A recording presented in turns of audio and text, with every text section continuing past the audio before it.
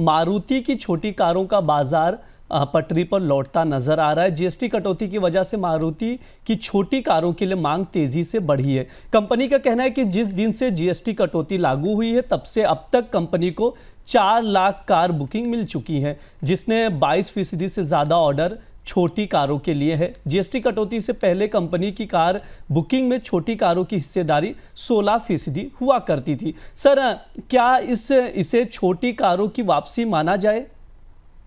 बिक्री तो अच्छी है, सेल्स तो हमें दिखाई दे रही है और मजबूत सेल्स दिखाई दे रही है, लेकिन बड़ी चुनौती यह है कि क्या ये केवल जीएसटी की रियायत के कारण आई है या ये सस्टेन करेगी, आने वाले दिनों में लंबे समय के लिए जाएगी, ये देखना होगा। क्योंकि रियायतें खत्म होने के बाद कंपनियां नई छोटी कारों की कीमतें कैसे तय करती हैं और उन पर उसके बाद लोगों की मांग कैसी आती है। रियायतों ने लोगों को प्रोत्साहित किया है नई खरीदने के लिए छोटी कारों को, और भारतीय बाजार लंबे समय से इसका इंतजार भी कर रहा था कि छोटी कारों की बिक्री बढ़े, पर ये ट्रेंड केवल टैक्स का ट्रिगर है या भारत में वास्तविक तौर पर छोटी कारों के ग्राहक लौट रहे हैं, इसका इंतजार हमें करना पड़ेगा। पर ये उत्साहवर्धक ट्रेंड है खासतौर से कार कंपनियों के लिए, क्योंकि उनकी इस बिक्री केवल मझोली कारों तक सिमट कर रह गई थी।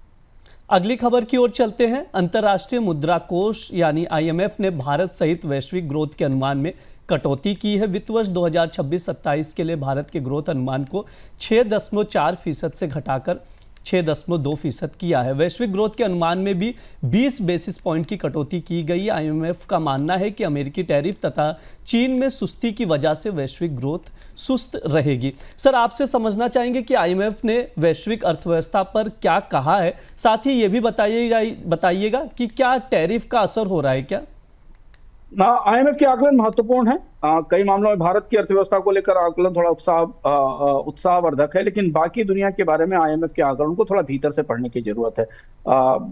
दुनिया की जीडीपी के लिए 3.2% का अनुमान रखा गया है, जो महामारी से पहले की औसत विकास दर 3.7% से कम है। अमेरिकी टैरिफ का असर शॉर्ट टर्म में कम दिखाई दे रहा है, ऐसा आईएमएफ मान रहा है, क्योंकि लोगों ने व्यापार रूट बदले हैं, पहले से आयात कर लिया है, कुछ छूट और रियायतें ले ली हैं, लेकिन इससे वास्तविक असर छिप रहा है। कमजोरी आने वाले समय में ज्यादा खुलकर सामने आएगी। जब कंपनियों के प्रॉफिट खत्म होंगे तब उपभोक्ताओं पर लागत बढ़ेगी, ऐसा आईएमएफ की चेतावनी है। उनका यह भी कहना है कि शेयर बाजार और वित्तीय बाजार टैरिफ के जोखिम को कम करके आंक रहे हैं।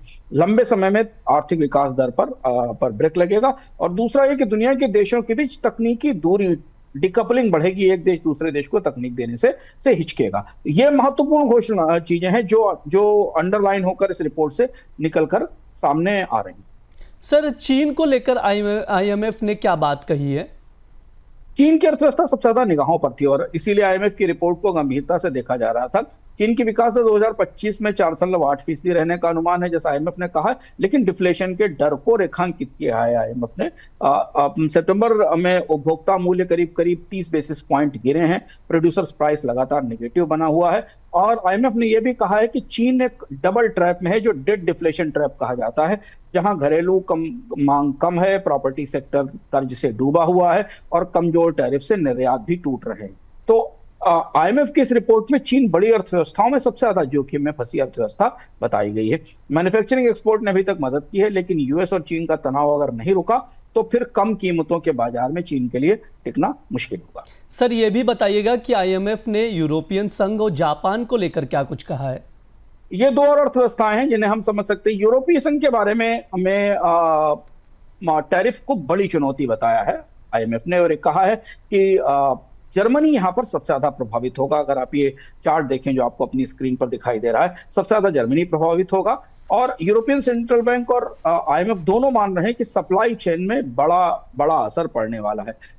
जापान की अर्थव्यवस्था में पर भारी असर है टैरिफ का। 60 बेसिस पॉइंट की 1% से कम की आर्थिक विकास दर है। जापान इस बार शायद अर्थव्यवस्था में भारतीय अर्थव्यवस्था जापान को पार करके चौथी बड़ी अर्थव्यवस्था हो जाएगी। भारत और जापान पिछड़ सकता है।